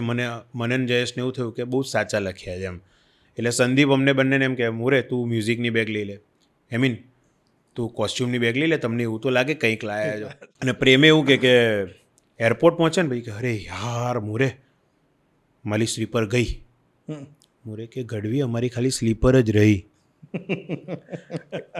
અને પછી ત્યાં એક અનુભવ હતો ને એ આખી ઘટનામાં એવું થયું હતું સર કે જયેશ મોરેનો ફોન છે ને એ લોકો કંઈક કપડાં ફેંકવા ગયા છે ને તો ક્યાંક પડી ગયો હતો તો એક ગેસ સ્ટેશનવાળા બેનના હાથમાં આવ્યો તો એ વખતે પેલું ઓપન ક્વેટરી કીપેડવાળો હતો ને તો એમણે બેને કંઈક ઇન્સ્ટાગ્રામ નવું હતું તો એમાં એના જયેશના એક ફોટા નીચે કમેન્ટ કરી કે I have found this phone okay એટલે આણે કંઈક લોગિન કર્યું હશે ને કોમ્પ્યુટર પર જોઈ લીધું તેણે કમેન્ટ કરી ધીસ ઇઝ માય ફોન પછી મારા ફ્રેન્ડને એને મોકલ્યા એટલે જયેશ મોરે કરતાં એનો ફોન વધારે ફર્યો અમેરિકામાં સર એટલે બધે ન્યુયોર્ક આયા LA ટેક્સાસ બેક્સાસ ફરીને લગભગ 1.5 વર્ષનો ફોન પાછો આવ્યો એટલે અમારા કરતાં એના ફોનની જર્ની વધારે સારી હતી અને એક્સપિરિયન્સીસ બી બધા કારણ કે ત્યાં પ્રાઇમરી સ્કૂલના ઓડિટોરિયમ્સ હોય તમે એની સાથે યુઝ ટુ ના હો ટેકનિકાલિટીઝ સાથે અને નસીબ જો કે એ વખતે અમુક જગ્યાએ એવું હતું સર કે છે ને એ ટાઈમર વાઇઝ એ લોકો લાઇટ ડિઝાઇન ને બધું સેટ કરતા હોય છે પેનલ પર કન્સોલ પર એટલે એવું કહે કે પહેલો સીનનો કર્ટન ખુલ્યો પછી 7 મિનિટ ને 32 સેકન્ડે ફેડ આઉટ એમ એટલે એ લોકો છે ને એ બધા મીટર સેટ કરી રાખે એટલે વચ્ચે આપણામાંથી કોઈક એક્ટર ઇમ્પ્રોવાઇઝ કરવા ગયો કંઈક તો પતી ગયું સીન પૂરો ના થાય પહેલાં ફેડ આઉટ થઈ જાય એટલે જોકે આપણા માટે એવું નહોતું સંદીપ ને બધા હતા એટલે વાંધો નહોતો પણ sir for an always fun હોય છે સર કંઈક ખોવાઈ જાય એ પછી જે રમત થતી હોય મતલબ એ તો તમને એક કાં તો નાટકનો કોઈ પાર્ટ હોય અથવા ફિલ્મનો પાર્ટ હોય એવી રીતે જ તમે જીવ્યા હશો પણ જીવનમાં કંઈક ખોવાઈ ગયું એવું લાગે ખરું હેમીન કે મારાથી આ મિસ થઈ ગયું હવે ક્યારેક હમણાંથી આ બધા બોક્સ ક્રિકેટ ને બધું રમતા હોય ને તો એવું થાય કે ક્રિકેટ ખોવાઈ ગયું અને એક્ટિંગ આવી ગઈ બધા મિત્રો સાથે જ ખાલી બેઠા હોય ત્યારે મેં એક વસ્તુ જોઈ છે કે હેમીન એટલે ગમે તેને ફિરકી લેવા માટે જાણીતો એ મિત્રોમાંથી કયા મિત્રો એવા છે કે જેને સતત સાથે જીવતા હોય મોસ્ટલી જયેશ છે મુરે ભાવિન ત્રિવેદી ભાવેશ ભાનુ છે હમણાં 3 વર્ષથી એક મિત્ર એવું છે કે અમે પહેલાં ક્યારેય મળ્યા નહોતા અને મળ્યા પછી એવું છે કે હવે રોજ મળવા જોઈએ છે એવું છે RJ રોકી એલ્વિન પીટર એ બહુ જ અંગત મિત્ર એટલે એવું થઈ ગયું છે કે હું ક્યાંક શૂટમાં છું કે પ્રમોશનમાં છું કે ક્યાંય બહારગામ તો દિવસમાં એટલીસ્ટ ફોન પર 10 મિનિટ વાત કરી લેવાની. નહીંતર પછી રીસામણા મનામણાવાળો ઝોન ચાલુ થઈ જાય, મને ખોટું લાગી ગયું, તમે મને ફોન પર બી યાદ ના કર્યો, મેસેજમાં બી યાદ ના કર્યો. અને આ બધામાં કેવું છે કે એ લોકો મારી ફિરકી લે, આઈ એમ ઓપન ફોર દેટ. અને એટલે મેં મારી જાતને જ હક આપી દીધો છે કે હું તો ફિરકી લઈશ જ, તમારે લેવી એટલે લઈ લેવાની ફિરકી, પણ આ મારો નેચર છે. અને બીજું સર કેવું છે કે આસપાસનું વાતાવરણ હળવું હોય, હસી મજાક ચાલતો હોય ને તો વધારે મજા છે. કારણ કે તમારા પ્રોજેક્ટ માટેના ટેન્શન્સ, તમારા ફેમિલી લાઈફના ટેન્શન્સ એ તો સતત રહેવાના જ છે. તો જો મિત્રો 1-2 કલાક ભેગા થઈએ છે તો એ દરમિયાનમાં તો રિલેક્સ રહો, ચેનલાઇઝ થાઓ. મિત્રો માટેનો સવાલ એટલે પૂછ્યો કે મારે જમીન પાસેથી એ સમજવું હતું કે મિત્ર એટલે શું? બેકબોન કહી શકાય. એક એવો ખભો કે તમને જીવન દરમિયાનમાં રડવાનું મન થાય ત્યારે તમારે પૂછવું ના પડે કે અવેલેબલ છે કે નહીં. તમારું પહેલું આંસુ પડે ને જે તમારા ડોક સુધી સરકી જાય ખભો, એ મિત્ર. અને છેલ્લે તમને જે લઈ જાય એ પણ મિત્ર. મિત્ર વિના લાઈફ ખરેખર અધૂરી ગણાય. એગ્રી. આ જિંદગીમાં ઘણી બધી ક્ષણો એવી જીવ્યા હશો કે જે ક્ષણ ફરીથી જીવવાનું મન થાય ક્યારેક. તો હેમિન માટે એવી કઈ ક્ષણ છે કે જે હેમિનને ફરીથી જીવવાનું મન થાય? બહુ જ બધી ક્ષણો જેવી તો સર. એટલે જીવનમાં પહેલી વાર જ્યારે પહેલી તાળી સાંભળી હતી, પહેલી વાર વખાણ સાંભળ્યા, મમ્મી પપ્પાની આંખમાં ખુશીના આંસુ જોયા જ્યારે લોકોએ તમને સ્ટેન્ડિંગ ઓવેશન આપ્યું, એટલે એમની અંદર જે પ્રાઉડ જોયું હતું એ તો એવું છે કે રોજ જોવા મળે ને તો રોજ જોવું સર, ફરી જીવવા મળે તો એવો મોકો. રિસન્ટલી શુભયાત્રાના પ્રમોશન્સ ફરી જીવવા માગું છું. એટલે હું મલ્હારાની સાથે જ્યારે બી અમે લોકો પ્રમોશન માટે જતા હતા ને, તો મને યાદ છે એ જે મારી ઉધડો લઈ પાડે ને એ વ્યક્તિ મારો. અને આપણને સર એવું હોય ને કે હજી આપણને કોઈ ઓળખતું નથી, આ તે છે, એટલે આપણે સહેજ પાછળ ચાલતા હોઈએ ક્યાંય બી જવાનું હોય ને તો. એટલે બાઉન્સર બનીને આવ્યો, કોસ્ટાર છું ને, જોડે ચાલ. હવે કોઈક 4-5 ફિમેલ આવીને એની જોડે સેલ્ફી પડાવતા હોય ને તોય મને આમ ખેંચી લે, એનકેશ કરને, રોલ તો કરી લીધો છે, મીડિયા કવરેજ લેવાનું છે અત્યારે, જોડે રહે. સો એ વસ્તુમાં આવી છે ને ટીમને સાથે લઈને ચાલો વાળી. Yes sir. એને ભાઈબંધ, કારણ કે ઓળખીએ છીએ વર્ષોથી. જ્યારે મુંબઈમાં મલ્હાર હતો ત્યારે સેતુ એનું એક તખલ્લુસ હતું, એ કવિતાઓ લખતા હતા. ત્યારે મુંબઈથી અમદાવાદ આવે ત્યારે અમે લોકો ઘણીવાર પેલું શંભુસ કોફી બારમાં એમાં ભેગા થઈએ કે હું કહું કવિ શું છે નવી રચનાઓ, એટલે નવી બધી લખી હોય એ રચનાઓ પર અમે લોકો ચર્ચા કરીએ, વાતચીત કરીએ. સો એ વખતથી મિત્રતા હતી. એટલે એ મેં જોયું છે કે એ ટીમ પર એટલો હક તો કરે છે કે everyone should get that equal weightage. એ જ મિત્રતાની વાત છે. પણ હજી એક ફરી જીવવા જેવી ક્ષણમાં તમે કહ્યું એમ કે ભાઈ મને આ બધી જ મારી યાદોને ફરીથી જીવવી છે. એવી અમુક યાદો એવી હશે કે જેને ડિલીટ મારવાનું મન થાય. કઈ એવી વસ્તુ છે કે જેને કાયમ માટે ડિલીટ મારી દેવી છે? એવું તો સર હું એટલા માટે ડિલીટ મારવા માટે નથી માનતો કે વાયરસ હશે તો જ એન્ટીવાયરસની વેલ્યુ સમજાશે. એટલે ઘડવાની હતી ઘટના ઘટી ગઈ એમ. પપ્પાની ડેથ, કારણ કે એમણે આ જોવાનું હતું, જોઈ જ રહ્યા છે અત્યારે આઈ નો, પણ એ રૂબરૂ જોવે તો મને વધારે મજા આવે તેમના રિએક્શન. એમને કે always he is ડ્રીમ્ડ about this. એમણે આ જ સપનું સેવ્યું હતું અને એ એક્સપાયર થયા એના બીજા જ વર્ષે હું યુએસ ગયો for the very first time. એ પછી જ એવોર્ડ્સ મળવાના ચાલુ થયા ફોર શુભયાત્રા અને ઓલ. એ પછી જ લખવાનું સ્ટાર્ટ કર્યું મેં. મને એમણે બહુ પહેલાં કીધું હતું, પણ ઘણી બધી એવી ઘટનાઓ હતી કે એવું થાય કે આટલી વસ્તુ જો આપણને ટાઈમ ટ્રાવેલ કરવા મળે ને તો ત્યાં જઈને અટકાઈ દઈએ એમ. So that is the only memory. એક કલ્પના કર કે ખરેખર ટાઈમ ટ્રાવેલ હોય અને એ વસ્તુ પોસિબલ થાય ને તારા પપ્પા સાથે તારા કોઈક ભગવાને કહ્યું ચાલ 2 મિનિટ માટે તું તારા પપ્પા સાથે મળી લે, તો તું તો લેખક છે, શું સંવાદ કરે એમની સાથે? એકચ્યુઅલી મારાના પપ્પાના ઇક્વેશન્સ એવા હતા ને કે મારે બોલવું નહોતું પડતું ક્યારેય. અચ્છા. હું મને જો 2 મિનિટ આપે, 2 કલાક આપે, 2 દિવસ આપે, ખાલી ભેટી રહું બસ, દેટ્સ ઇટ. કારણ કે ઘણીવાર એવું થયું હોય સર કે આપણને એવું હોય કે આપણે કહેવું પડશે મમ્મી પપ્પાને, પણ પેલું કહેવાય ને કે બાપ છે, એને ખબર હોય. એટલે મારે ક્યારેય કોઈ વસ્તુ કહેવી જ નથી પડી. હું ઘરમાં એન્ટર થઉં ને એમને ખબર પડી જાય કે આની જોડે શું થયું છે આખા દિવસમાં. એ હતા ત્યાં સુધી મારા કરતાં યંગ હતા.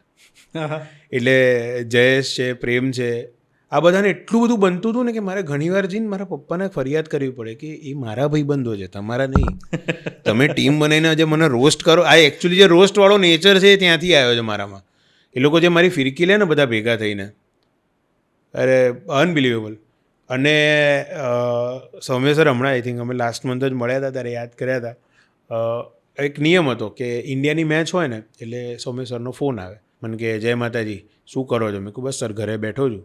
આંટીને કહી દો દાળવડા બનાવી દે, તળેલા મરચાં ડુંગળી, અને અંકલને કહી દો કે મેચ જોવા આવીએ જ અમે લોકો, આપણે બધા મિંડીકોટ રમતા રમતા મેચ જોઈશું. એટલે સર હોય, જિજ્ઞાબેન હોય, પ્રેમ, મોરે, ભાવેશ, સંદીપ, આખું 102 વાળી આખી ટીમ ભેગી થઈએ.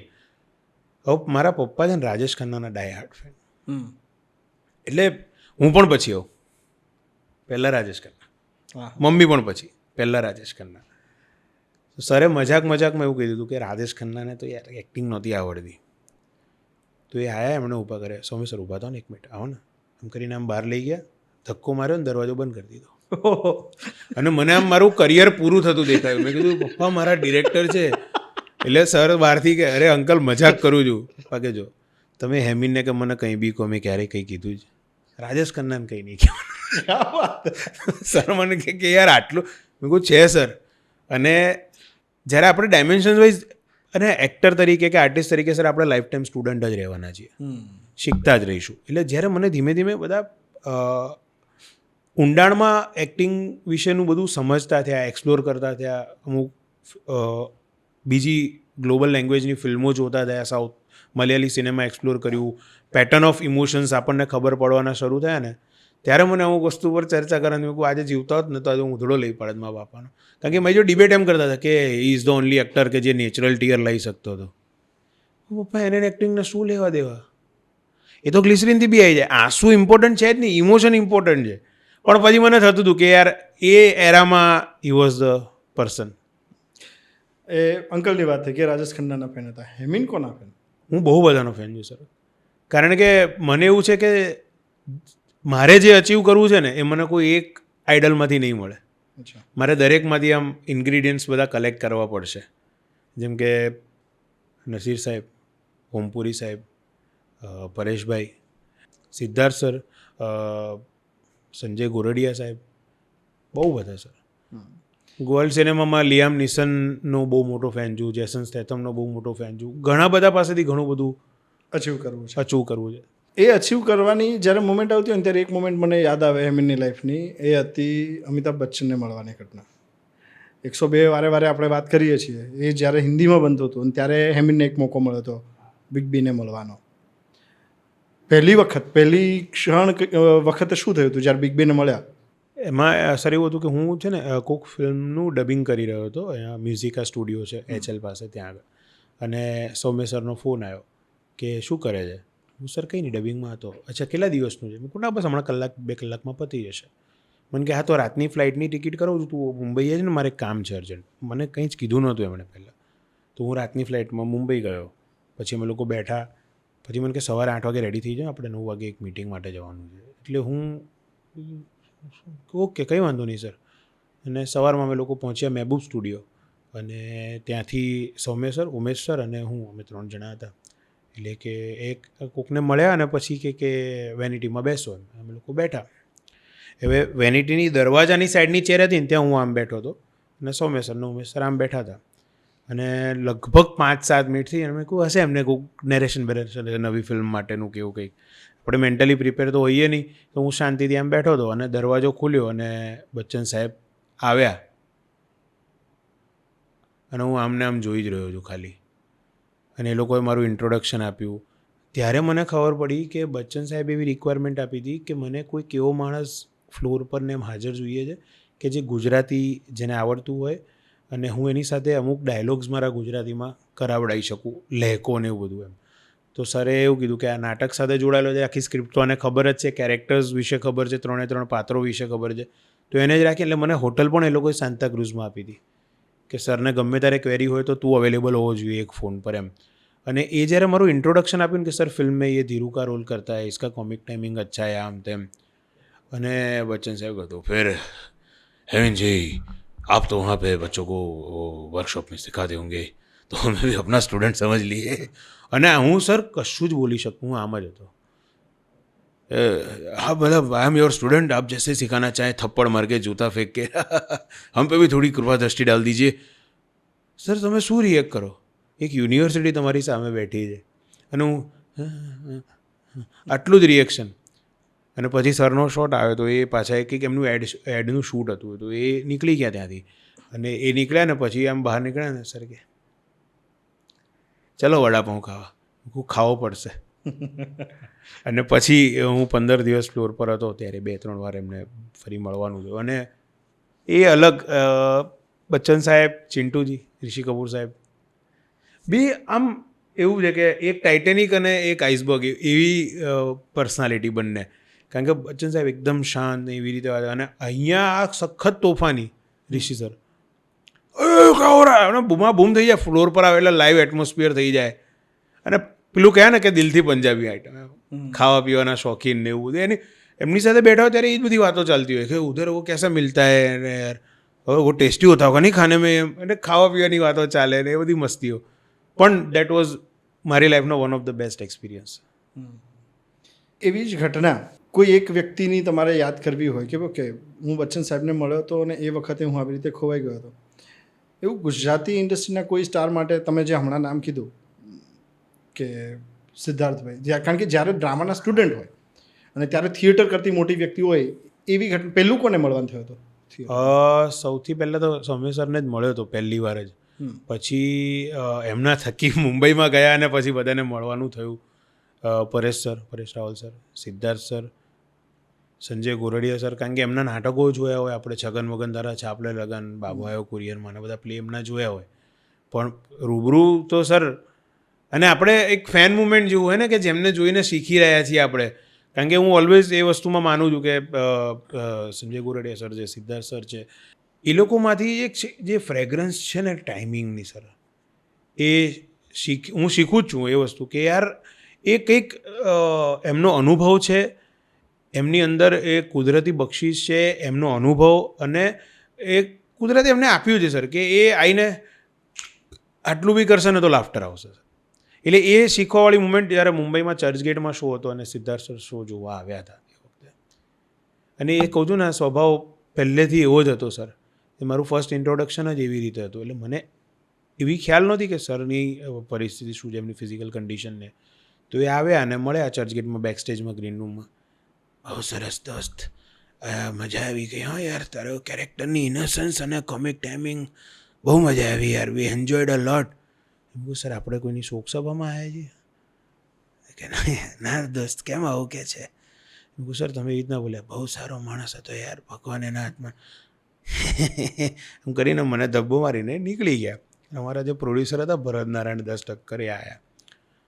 શું છે તો મગજ ઠેકાણે છે, શું કરે છે તું? મેં કહું પણ એવી એમને પેલો પ્રોબ્લેમ છે, એ બહુ લાવ પ્રોજેક્શનમાં નથી બોલી શકતા, એમને પેલું સ્વરપેટીમાં ઘસાયેલો.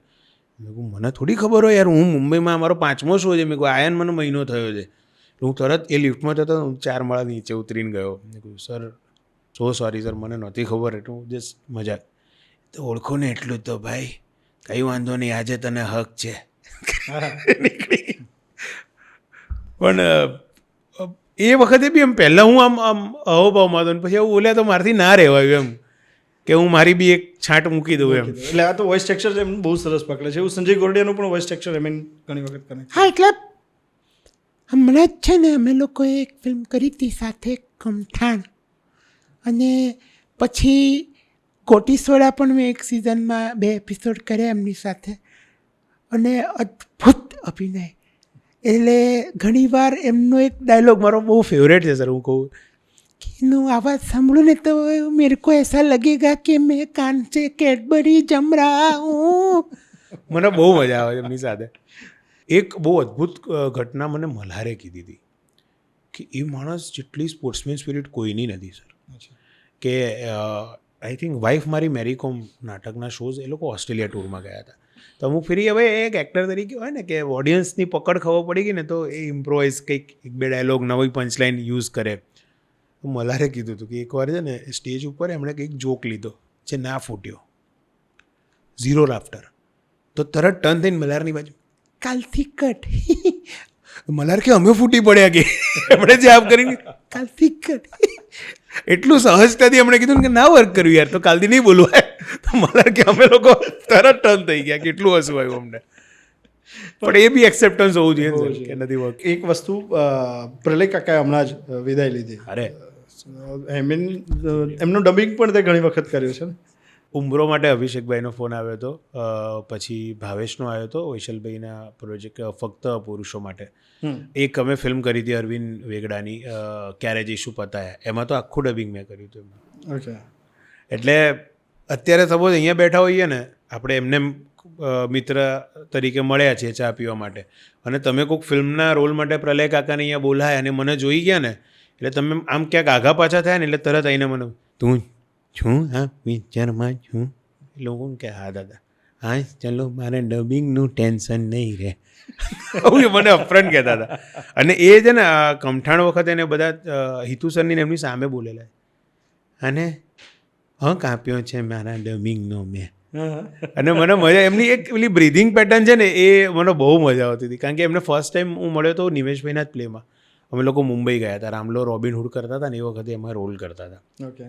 અને એ વખતે આ તો સર જેટલા લોકોને ખબર છે ને એ લોકો જેટલી વાર મળે ને આ કિસ્સો મેં જો રિપીટ કરાવડાવે છે કે અમે મુંબઈથી પાછા આવ્યા, એમના સન ધૈર્ય સભાન અવસ્થામાં નહોતા એ વખતે. અમે કાલુપુર સ્ટેશન પર ઉતર્યા અને બહાર ટેમ્પો અને સેટનો બધો સામાન અમે લોડ કરાવડાવતા હતા, 2 પ્રોડક્શનવાળા છોકરાઓ, હું અને સત્યેન્દ્ર પરમાર કરીને Gujarat college pass out drama ડિગ્રીનો સ્ટુડન્ટ હતો એ. પ્રલય કાકા બેઠા, એમને ચા આપી, તો ચા પીધી ને બાજુમાં હું જ બેઠો હતો, અને પછી કંઈ ઠપ દઈને મારા ખોળામાં પડ્યા. અને એ પહેલી વાર હું અમદાવાદ છોડીને બહાર ગયો હતો રેલવે સ્ટેશન પર આમ, અને હું ટેન્શનમાં, મેં કહ્યું અમને શું થઈ ગયું. મને છે ને ક્યારેય સર પહેલાં 2 બેઝિક થોટના વિચાર આવતા જ નથી, મને ચરમસીમાના જ વિચાર આવે કે હું પંચનામામાં શું લખાઈશ, છેલ્લે શું કરતા હતા, એવું બધું મને થોટ આવવાનું ચાલુ થયા. એટલે મેં બૂમ પાડી, મેં કહું ધૈર્યભાઈ તમારા પપ્પા. તો એ બાજુમાં કોકને બેટીને રડવા મળ્યો, પપ્પા. મેં કહું અહીંયા છે. પછી પાણી છાંટ્યું, ચપ્પલ સૂંઘાડ્યા, પછી એ ભાનમાં આવ્યા ને, શું થયું દાદા? અરે મીરા ભરાયેલી હતી ને અંદર, તો ચાનો ઘૂંટણો લેવા ગયો તો ભૂલથી મીરા જ ગળાઈ ગઈ તો તમરાઈ ગયા. મેં કહું કાકા અહીંયા અમને તમરાઈ ગયા હતા. અને આ જેટલા મિત્ર વર્તુળના બધા ઓળખે છે ને એ બધા તો ઓલવેઝ જ્યારે બી મળીએ ને ત્યારે કે પેલો મિરાજવાળો કિસ્સો કે ને. સ્ટુડન્ટને મળવાનું થતું હશે ઘણી વાર, વર્કશોપ ને બધું એમનું હોય છે, તો એ વખતે બાળકોને સૌથી વધારે શું શીખવું હોય છે? એમને કાલે સ્ટાર બની જવું હોય ને, આજે સાંજે કાલ સવાર સુધીની બી રાહ નથી જોવી, એમ કે વર્કશોપ પતાવીને બહાર નીકળો અને 100 જણા સેલ્ફી પડાવવા આવી જાય. પણ આમાં કેવું છે સર, મારે હંમેશા હું વર્કશોપમાં બી એ વસ્તુ જ્યારે બી જઉં ને ત્યારે કહેતો હોઉં છું કે તમે ક્લિયર રહો કે તમારે શું કરવું છે, ક્યાં પહોંચવું છે અને શું અચીવ કરવું છે. એ તમારા મનથી હશે ને તો તમે પહોંચી શકશો. હું કોકને જોઉં, અને ઘણીવાર હું એમ કહું છું કે બધા એમ જોઈને એમ કે ને કે યાર મલ્હાર જેવું ફેન ફોલોઈંગ જોઈએ છે મારે, આટલા બધા લોકો આમ આટલા મિલિયન્સ ફોલોવર્સને ફોટો પાડે ને આમ તેમ.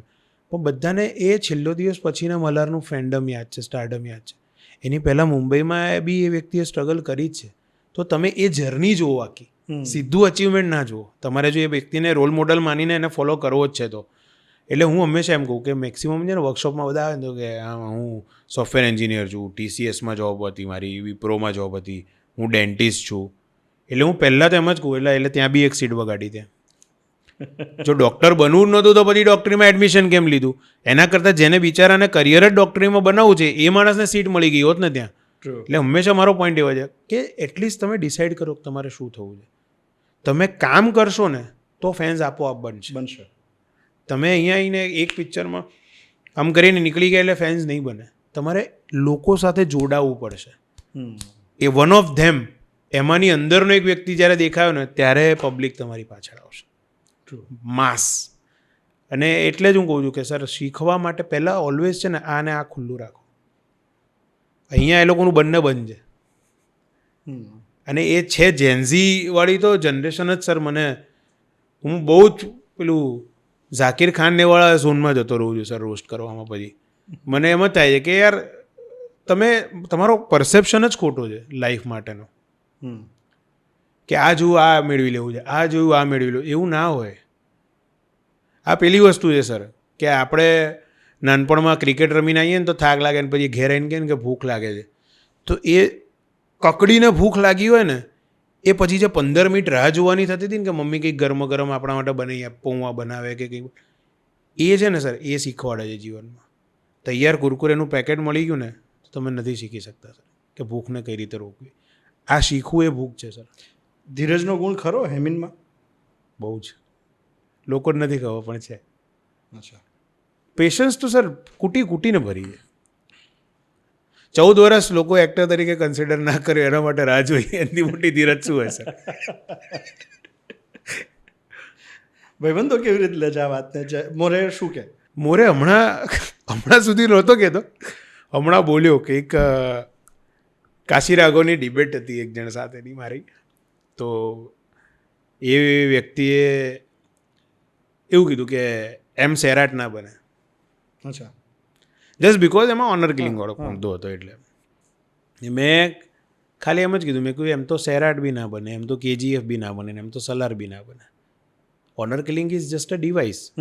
હવે એને એક ફિલ્મ મેકર એની વાર્તા પ્રમાણે કઈ રીતે એની સ્ટોરી રજૂ કરે છે, એનો પોઈન્ટ ઓફ વ્યૂ શું છે, એ વે ઓફ એક્ઝિક્યુશન અને એની સ્ટોરી ટેલિંગની પેટર્ન આ અલગ હોય છે. મેં કીધું બાકી ઓનર કિલિંગ તો રોમિયો જુલિયટના ટાઈમથી ચાલતું આવ્યું છે. તમે તમારી વાર્તાને વાચા કઈ રીતે આપો છો એઝ અ મેકર, એ જ વસ્તુ અગત્યની છે.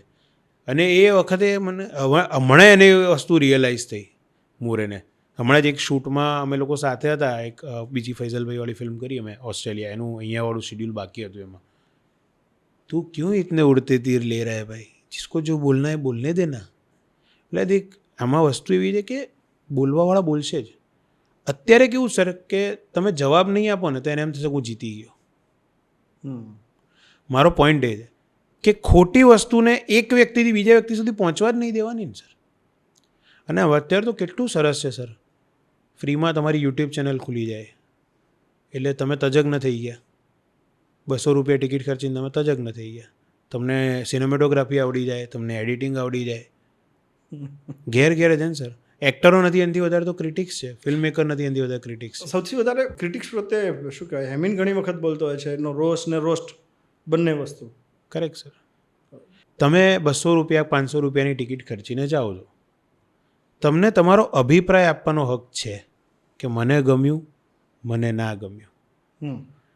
તમે બીજા લાખ લોકોનો ઝંડો પકડીને એમના તરફથી એવું નહીં કહી શકો કે આણે તો બોગસ પિક્ચર બનાવી. કહો, મને એમાં બી વાંધો નથી. What is your experience? તમારી જાણકારી શું છે? કોઈ દિવસ કેમેરો પકડ્યો છે? કયો લેન્સ લાગે છે ખબર છે? કલર પેલેટ શું હોય એ ખબર છે? તમે DI માં ભૂલ કાઢો છો, ડીફોકસની ભૂલ કાઢો છો. અમુકને તો એવું થઈ ગયું સર કે કંઈક તો ખોટું કહેવું જ પડે તો એવું લાગે કે આપણે ઇન્ટેલેક્ચ્યુઅલ છીએ એમ. એવી રીતે ઇન્ટેલેક્ચ્યુઅલ નથી થવાતું. પહેલાં શીખો ને. ભૂલો કાઢનારાઓને તું જ્યારે જવાબ આપતો હોય છે તો તને એવું નથી લાગતું કે તું ટાઈમ વેસ્ટ કરે છે? ના, હું જવાબ ખાલી એટલો જ આપું છું ને, બનાવો એક, પછી તમે જો હું છું. મને તો છે બી ખરું 5 ડિપાર્ટમેન્ટનું નોલેજ, એટલે હું તો વધારે સારી રીતે ક્રિટિક્સ કરી શકીશ. બહુ ડિટેલમાં સર હવે એનર્જી બી વેસ્ટ નથી કરતો, કારણ કે દિવાલે માથું પછાડવા જેવું છે. એક્ઝેક્ટલી. અને એ પેલું છે સર કે કોઈક સારું પ્રોડક્શન હાઉસ છે કે કોઈ મોટા સ્ટારની ફિલ્મ આવી રહી છે તો એના વિશે નેગેટિવ કમેન્ટ કરી દો કે નેગેટિવ રીલ બનાવી દો, લોકો આપણને ઉચકી લેશે. પણ એ ક્ષણિક છે. 2 રીલ પહેલા સુધી કોઈ નહોતું લખતું હે ને, એક સમય એવો હતો. કોઈ જ નહોતું લખતું. અને હવે બધા નેગેટિવવાળા 80% લોકો તો નેગેટિવ છે. અને અમુકને તો કેવું છે સર કે અમે પ્રીમિયરમાં ઇન્વાઇટેડ નથી ને તો અમે નેગેટિવ લખીશું. પ્રીમિયરમાં તમે શું કામ ઇન્વાઇટેડ હો? કાં તો તમે ફિલ્મનો પાર્ટ હો, કાં તમે મીડિયાનો પાર્ટ હો, અને કાં તો ઇન્ડસ્ટ્રીનો પાર્ટ હો. બરાબર છે. Who are you? તમે આપો 14-15 વર્ષની સ્ટ્રગલ કરો. અહીંયા મુંબઈ જેવું નથી કે પ્રોડક્શન હાઉસના ધક્કા ખાવા પડે, પણ ઓડિશન હોય ત્યારે જાઓ, ઊભા રહો 6 કલાક, એક ઓડિશન ક્રેક કરીને બતાવો, પછી સ્વીકાર લઈશું. ભલે ને એક આમ પાસિંગ બી આપી દીધું હશે ને તો માની લઈશું કે you are part of the industry, તો તમને મળશે ઇન્વિટેશન. આ તો એવું છે ને સર, મારા ઘરનો પ્રસંગ છે તો હું નક્કી કરીશ ને મારા ગેસ્ટમાં કોણ હોવું જોઈએ. કોને નથી બોલાવા? જે માણસ 200 કિલોમીટર દૂર બેઠો એવું થોડું કહી શકે અને ત્યાં પાસ્તા બરાબર નહોતા, તારે શું લેવા દેવા? મારા મહેમાનોને ભાઈ આ પતી ગઈ વાત. એટલે એ સર છે. અને અત્યારે સર પેલું છે કે નેગેટિવિટી ને હેટ્રેડ છે ને એ વધારે ટ્રિગર થાય છે કે કોકના વિશે નેગેટિવ બોલ્યા ને એટલે લોકો મજા લે. એ લોકોને શું થાય છે કે આટલી વાયરલ થઈ રહી, પણ એ લોકોને એ નથી ખબર કે તમારી ઉપર હશે છે, તમારા કન્ટેન્ટ પર નથી હસતા, તમારી ઉપર લોકો હસી રહ્યા. આપણે હંમેશા નાટકમાં થિયેટરમાં એવું કહેતા હોય છે કે નાટકમાં હશે ને નાટક પર હશે. આમાં સેકન્ડ વાળો ઓપ્શન છે. એટલે આ લોકોનું નથી, લાંબુ ફ્યુચર ના હોય સર, 110%. એટલે આમાં એવું થાય કે અત્યારે પહેલાનો સમય સારો હતો, કોઈ નહોતા બોલતા તો કંઈ એ વધારે સારું હતું સર. મને ખ્યાલ છે, હું એલસીડી લાઇટ્સ કેમેરા ધમાલ TV9 શો કરતો ટીવી નાઇનનો શો, યસ, ત્યારે એકમાત્ર શો એવો હતો કે જ્યાં ગુજરાતી સિનેમાની વાત થતી હતી અથવા Correct. ગુજરાતી થિયેટરની વાત થતી. કરેક્ટ. ક્રિટિકવાળી આખી ઘટના ખાલી હતી. ઇન્ડસ્ટ્રી આજે આદરથી જુએ છે તો એની પાછળના બહુ બધા ઇક્વેશન છે. છે જ. એ લોકોને સપોર્ટ કરવાથી માંડીને એ લોકોને જેના માટે જે કરવું પડતું હોય True. એ એમના માટે મહેનત કરી છે, બતાવ્યું છે. તારી પીડા વ્યાજબી છે કે અત્યારે જે ફૂટી નીકળ્યા છે એ ઘણા બધા લોકો બોલતા હશે. કદાચ આ સાંભળશે તોય નહીં ગમે એમને, તોય બોલશે. મને તો વાંધો જ નથી સર. હા, મને પહેલાંય ફરક નહોતો પડતો, હજી ફરક નહીં પડતો. સાચું છે તો બોલીશ જ હું, એ ફેક્ટ છે સર. એટલે અત્યારે કન્ટેન્ટ ચાલતું હોય છે, કન્ટેન્ટની જરૂરિયાત હોય છે ને, એટલે ટ્રેલરના રિવ્યૂઝને અંતે બધું હવે સ્ટાર્ટ થયું છે. થઈ ગયું. હવે એમાં મને પ્રશ્ન એ છે, એક ભાઈ છે, આઈ હોપ કે પેલી રીતે યોગ્ય રીતે જ ગયા હશે વિદેશમાં, કેમ કે એમની વાત સાંભળીને લાગતું નથી કે યોગ્ય રીતે ગયા હોય. ત્યાં બેઠા છે, ફિલ્મ રિલીઝ થાય છે, બીજા દિવસે રિવ્યૂ આવી જાય છે. ત્યાં ફિલ્મ રિલીઝ જ નથી થઈ, તમે જોઈ ક્યાં? ઓકે, પહેલી વસ્તુ, you are watching the film illegally, અને પછી તમે વલમન સાઈનો ચોલો પહેરીને એને રિવ્યૂ કરશો. બીજા એક છે, એમને સદંતર ક્લેરિટીના ઇસ્યુ છે. આવી રીતના કંઈક બે લાઈન બોલી ગયા હોય, તમને ખબર બી ના પડે ભાઈ શું બોલ્યા, અને એ ફિલ્મ જજ કરશે. આ ના ચાલવી જોઈએ, અને આ થવું જોઈએ, અને આ થવું જોઈએ.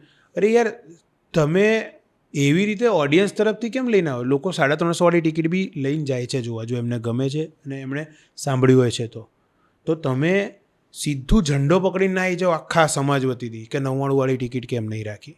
એ પ્રોડ્યુસરનો લુકઆઉટ છે. એને યોગ્ય લાગશે તો એ 99 વાળી પણ રાખશે, નહીંતર એની પિક્ચર ઓછી ચાલશે ને, પણ એનો લુકઆઉટ છે.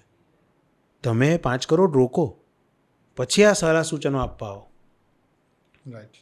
મારો પોઈન્ટ હંમેશા યાદ છે સર, કે તમે કશું કર્યું નહીં, તમે એક સિક્યોર ટેકવીને બેસી જવું છે તમારે, અને પછી એમ કે અરે આવું કરવા જેવું હતું. આ પેલા મોટા ભાવવાળી ઘટના છે સર.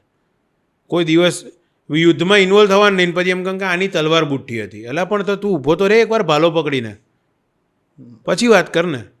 તે તો હેમીન બધા પાસામાં વર્ગ, રાઇટિંગમાં પણ કામ કર્યું છે, એક્ટર તરીકે કર્યું છે, ડિરેક્ટર તરીકે પણ કર્યું છે. ઇન્ડસ્ટ્રીમાં એક મુદ્દો એ પણ છે, મેકિંગનો જે છે, તો ઘણી વખત સવાલ ઉઠતા હોય છે કે રિપીટ પ્રોડ્યુસર નથી હોતા. તું આ ત્રણેય કેટેગરીમાં કામ કરી ચૂક્યા છે, તો ક્યાંય એવું લાગે છે કે મિસિંગ ક્યાં છે? હા, એમાં સર 3 વસ્તુઓ છે. પહેલી વસ્તુ કે અમુક લોકો આવે છે ને, તો એ પ્રોડ્યુસર બનવાના માઇન્ડસેટથી આવતા જ નથી. પ્રોડ્યુસર્સ બહુ ઓછા છે, ઇન્વેસ્ટર્સ ને ફાઇનાન્સર્સ છે કે 2 વીઘા જમીન વેચે આપણે એમાં પિક્ચર બનાવીએ, પણ એ એક જ પિક્ચર સુધી હોય સર. એને એ આ વસ્તુને બિઝનેસ મોડલ તરીકે ના જુએ. જે લોકો બિઝનેસ મોડલ તરીકે જુએ છે એ લોકો સસ્ટેન થયા છે, અને એ લોકો થ્રુ આઉટ પ્રોડ્યુસર્સ છે. પછી વોટ એવર એમના સ્ટ્રક્ચર્સ ને એમના કેલ્ક્યુલેશન્સ જે રીતના વર્ક કરતા હોય, પણ એ અડીખમ અડીને રહ્યા છે. પણ બીજી વસ્તુ એ છે કે તમે માર્કેટ સ્ટડી કર્યું નથી. તમે અત્યારે એક્ઝામ્પલ તરીકે 3 કરોડ રૂપિયા લઈને ઊભા છો, મારે પિક્ચર બનાવી છે, પણ એનું મતલબ એ નથી ને કે તમે એક વ્યક્તિને 3 કરોડ આપી દીધા કે તું લખવાનું ચાલુ કર, તું આ કર નાખ, તું આ કર નાખ. એવી રીતે ના થાય ને. તમારી જો 3 કરોડ છે, પણ એ પ્રોસેસ બી તમને ખબર હોવી જોઈએ ને કે ફિલ્મ કઈ રીતે બને. એટલીસ્ટ 5 વિભાગ તો ખબર હોવા જોઈએ કે ભાઈ એમાં એક લખવાવાળો માણસ હશે, એક ડિરેક્ટ કરશે, એમાં એક્ટરો બી હોય, પછી પિક્ચર વેચવી બી પડે, ચલાવવી બી પડે, આવું બી ઘટના હોય ને સર. તો એ એટલીસ્ટ સિમ્પલ લોજિક છે સર, કે તમે કોઈ પણ બિઝનેસમાં જતા હો તો એનું માર્કેટ સ્ટડી તો કરો ને. રાઈટ. એ કર્યા વગર આવે છે, એટલા માટે સર. બાકી જે ફેલ્યોરનો કારણ કે 52 અઠવાડિયામાં 100થી વધારે ફિલ્મો અત્યારે રિલીઝ થાય છે. થાય જ છે સર, થાય જ છે. અને એમાં ઘણા બધા ફેક્ટર્સ કામ કરે છે સર. જેમ કે રિટર્ન ઓન ઇન્વેસ્ટમેન્ટ માટે કહું ને તો અમુક ખર્ચા છે ને જેન્યુઅનલી ફિલ્મમાં ખોટા જ થતા હોય છે. જેમ કે મારું પર્સનલી છેલ્લા અમુક ટાઈમના એક્સપિરિયન્સથી મેં જોયું ગ્રાઉન્ડ પ્રમોશન સર કન્વર્ઝન જ નથી. કોલેજમાં 15,000નું ક્રાઉડ છે, તમે ગયા એક્ટર્સને લઈને, એ લોકોને ખાલી સ્ટારકાસ્ટ જોડે સેલ્ફી પડાવવામાં રસ છે સર. બાકી એ લોકો તો ક્રિસ્ટોફર નોલેનની પિક્ચરને ખરાબ કહેવાવાળું વર્ક છે સર. અને જ્યાં એકચ્યુઅલ વર્ક છે ને ત્યાં આગળ લોકો ઓછું ફોકસ કરે છે. જેમ કે ટિયર 2 સિટીઝ છે, નિકોલ, નારોલ, આ છે ને, એ લોકો આપણી પિક્ચર એલા ગુજરાતી પિક્ચર ચલો ને, તો એ લોકો મેં જોયેલું છે સર કે છાવા છોડીને ગુજરાતી ઉમરોને ફાટીને ને બધી ફિલ્મો જોવા ગયા હોય, પેક કરાયેલા એ જ ટાઈમે સર, એ જ વિસ્તારોમાં. ઓકે. તો ત્યાં તમે વિઝિટ કરો, એ લોકોની વચ્ચે જાઓ તો એ લોકોનો ઉત્સાહ વધશે. બીજું હમણાં આઈ થિંક મારે બહાર જ આપણી ટીમમાંથી જ કોકની સાથે વાત થતી હતી, સૌરાષ્ટ્ર કાઠિયાવાડમાં તમે પ્રમોશન કર્યું બરાબર, કોલેજ જઈએ પતિ નીકળી ગયા, હવે મહેમાન ગતિ છે ને એ જન્મજાત ગુણધર્મ છે સૌરાષ્ટ્ર કાઠિયાવાડનો. તો તમે એ લોકોની સાથે જાઓ છો તો ખાલી એમની વચ્ચે એક સેતુ બનાવો ને કે વર્ષોથી સૌરાષ્ટ્ર છે, કાઠિયાવાડ છે, એણે ગુજરાતી પ્રત્યે પ્રેમ રાખ્યો છે ભાષા માટે. આટલું બધું સાહિત્ય અહીંથી આવ્યું છે, ચારણી સાહિત્યથી લઈને દરેક વસ્તુઓ ત્યાંથી આવી છે. તો આપણી ભાષા માટે અમે આટલો પ્રયત્ન કરીને પુલના અડધા સુધી આવી ગયા છે, હવે અડધે સુધી તમારે આવવાનું છે. આટલું કહીને જતા રહેશો ને પતિ ગયું સાહેબ, ખભે ઉપાડી લેશે તમારી પિક્ચર. પણ કયા શબ્દો તમે ત્યાં વાપરો છો, કઈ રીતે, એમને બી પોતાનું લાગવું જોઈએ ને સર ત્યાં. જેમ કે ભાવનગરમાં તમે પ્રમોશન માટે જાઓ છો તો દક્ષિણામૂર્તિની વાત કરો ત્યાં આગળ. દક્ષિણામૂર્તિએ કેટલા સારા સારા કવિ સાહિત્યકારોને બધા આપ્યા છે. આપણે નીરેન ભટ્ટ સાહેબ દક્ષિણામૂર્તિના વિદ્યાર્થી, કેટલા કવિઓ આપ્યા છે દક્ષિણામૂર્તિએ. તો તમે એ પોતાનું સમજીને, કારણ કે તમે સર જાઓ છો ને તો એ મેક્સિમમ પ્રમોશનમાં કેમ છો કર્યું, ફોટા પડાયા, નીકળી. એમને એવું લાગવું જોઈએ ને કે આ આપણામાંનો એક છે. સાઉથ એટલે ચાલે છે. એટલે અકોર્ડિંગ ટુ યુ પ્રમોશનલ સ્ટ્રેટેજીમાં પણ ફેરફારની જરૂર છે. ફેરફાર, ઇનોવેટિવ અને ક્રિએટિવ પ્રમોશન્સ થવા. ટ્રેડિશનલ ચાલે છે. એક બીબાડાળ ફોર્મેટ, એમાં કારણ છે સર કે તમારી ફિલ્મનો વિષય વસ્તુ અલગ છે, મારી ફિલ્મની વિષય વસ્તુ અલગ છે, તો બંને સેમ ફોર્મેટમાં પ્રમોટ નહીં કરી શકીએ. કસ્ટમાઇઝેશન જરૂરી છે કે તમારે જે ડિવાઇસ છે, તમારી ફિલ્મનો જે શેડ છે, એના રિગાર્ડિંગ એનું પ્રમોશન ને માર્કેટિંગ ડિઝાઇન કરો. મારી ફિલ્મ છે તો એનો વિષય ને કથા વસ્તુ અલગ છે, તો એને એ રીતે ડિઝાઇન કરો. થોડો ઘણો ફેરફાર જો એમાં થાય તો પણ ફિલ્મને એક બૂસ્ટ મળે, બહુ મોટો બૂસ્ટ મળે સર, બહુ મોટો. અને બીજું કે તમને ક્લિયર થાય કે તમારું ટાર્ગેટેડ ઓડિયન્સ શું છે. ફેમિલી ઓડિયન્સ છે, સ્ત્રીઓ છે, યંગસ્ટર છે, તો તમે એ ડાયમેન્શનમાં ડિઝાઇન કરશો તમારું માર્કેટિંગ ને પ્રમોશનને, એટલા જ લોકોને ટાર્ગેટ કરશો. તમે ઘરડા ઘરમાં ને મહિલાઓની વચ્ચે જઈને પ્રમોટ કરી આવ્યા, તમારી ફિલ્મ યંગસ્ટર ઉપર છે, એક્સ્ટ્રા મેરિટલ પર અફેર ઉપર છે, કઈ રીતે જોવા જશે. એટલે કયો વર્ક તમે ટાર્ગેટ કરો છો એ જોવાનું જરૂરી છે સર, સૌથી વધારે. તો ફિલ્મના પાર્ટ તરીકે તમે ઘણી વખત ચેન્જ ના કરાવો? નથી સર, એમાં શું છે કે પછી તમે કહો વાત આગળ ગાય, રિજેક્ટ, એની પર કોઈ એક્શન ના લેવાય, પછી આપણને એમ થાય ને કે દિવાલ પર માથું ના પછાડાય. એમ શબ્દો બી એ જ જગ્યાએ આપીએ કે જ્યાં એની વેલ્યુ થવાની હોય. એક કે બે વાર તમે કહો, પછી એ એપ્લાય જ ના થવાનું હોય તો ત્રીજી વાર તમને બી મન ના થાય કે ચાલ ને કીધું જ જઈ આવીશું, પતી ગઈ વાત. પછી દિલથી ના જોડાવ તમે પ્રમોશનમાં. આઈ મીન એક્ટિંગ ફિલ્ડમાં અથવા તો ફિલ્મ ઇન્ડસ્ટ્રીમાં કામ કરવા માટે આવતા હોય એ વ્યક્તિમાં ન હોવા જોઈએ એવા 3 ગુણ કયા? ન હોવા જોઈએ એવા ગુણ હોવા જોઈએ તેવા બધા પૂછશે. સરળતાથી હાર માની જવી, એ તો દૂર દૂર સુધી ક્યાંય ન હોવું જોઈએ. ગોલ માટે ફોકસ ન રહેવું, ડગી જવું કોઈ પણ વસ્તુથી, કારણ કે આ મોહ માયાવાળી વસ્તુ છે. એટલે તમારે એ વસ્તુ તમારી વીક ના હોવી જોઈએ. અને ત્રીજું, ધગસનો અભાવ બિલકુલ ના હોવો જોઈએ. યુ શુડન્ટ ગીવ અપ, ક્યારેય નહીં. 5 વર્ષ થયા, 10 વર્ષ થયા, 15 વર્ષ થયા, તમને તમારી જાત પર વિશ્વાસ છે ને તો છેલ્લા શ્વાસ સુધી લડો. હું ચાલીશ, હું કંઈક કરી બતાવીશ. હું એક કામ એવું કરીશ ને મરતા પહેલાં કે લોકો યાદ રાખશે. Don't give up. I mean પોતાની કઈ છાપ છોડવા માગશે? છાપમાં તો સર એવું જ છે કે તમારી જ વચ્ચેનો એક માણસ છું, બસ એ રીતે સ્વીકારજો. એટલીસ્ટ ચલો કાલ ઉઠીને 1-2 પિક્ચરો સારી ગઈ અને નામ બન્યું તો લોકોને એવું થાય છે ને કે આપણી વચ્ચેનો એક માણસ બી ત્યાં પહોંચી શકે છે, તો આપણે કેમ નહીં. વાહ, જો આપણે ધારીએ તો ડેફિનેટલી સફળ થઈ શકાય છે. થઈ જ શકાય. પહેલાં તમને તમારી જાત પર વિશ્વાસ હોવો જોઈએ. બીજું, તમે બહુ જ ક્લિયર ઘોડા જેવા હોવો જોઈએ સર. તમને તમારો ધ્યેય દેખાવો જોઈએ. વચ્ચે ખાડા ટેકરા આવ્યા, બમ્પ આવ્યો, નદી આવી, જે આવ્યું હોય, મરણીય પ્રયાસ હોવા જોઈએ ત્યાં સુધી પહોંચવાના. એવરેસ્ટ સર કરવા જેવું જ સર. ભલે શ્વાસ ખૂટી જાય, પહોંચી તો જઈશું, ભલે ત્યાં જઈને મળદું થઈ ગયા. કહેવાશે તો ખરું ને કે પહોંચ્યા, છેલ્લો શ્વાસ ત્યાં લીધો. આ વસ્તુ હોવી જોઈએ સર. અને આર્ટિસ્ટ તરીકે એક બીજી વસ્તુ છે કે કલાકાર છે ને સર, એણે હંમેશા કલાકાર થઈને રહેવાનું, કોઈ એક બાજુ જવાનું નહીં. કલાકાર છો ને તમે, તો તમે પબ્લિક ફિગર છો. સો બહુ જ ન્યુટ્રલ રહેવું વધારે સારું. કોઈ પણ સાઈડનો ઝુકાવ ન હોવો જોઈએ. ન હોવો જોઈએ, કારણ કે તમને લોકો આઈડિયલાઇઝ કરે છે, તમને લોકો ફોલો કરે છે. રાઈટ. સો તમે કોઈના માટે હેટ્રેટવાળા સ્ટેટમેન્ટ ના આપી શકવા જોઈએ, કારણ કે તમે કહેશો ને એની પાસે સીધા બીજા હજારો લાખો લોકો એના માટે એ જ પોઈન્ટ ઓફ વ્યૂ ધારી લેશે મગજમાં. Should be very neutral. Thank you I mean Thank you so બહુ બધી much, sir. વાતો તમારી સાથે થઈ શકે અને આપણે સરસ મજાના ટોપિક શેર કર્યા જેનાથી ઘણા બધા લોકો આ ઇન્ડસ્ટ્રીમાં એન્ટ્રી નવી કરવા માંગતા હોય એને કામમાં આવશે. 100% સર. આઈ વિશ કે આવે અને ગોલ ક્લિયર રાખીને આવે. That's it. Yes. Thank you. Thank you so much sir. Thank you.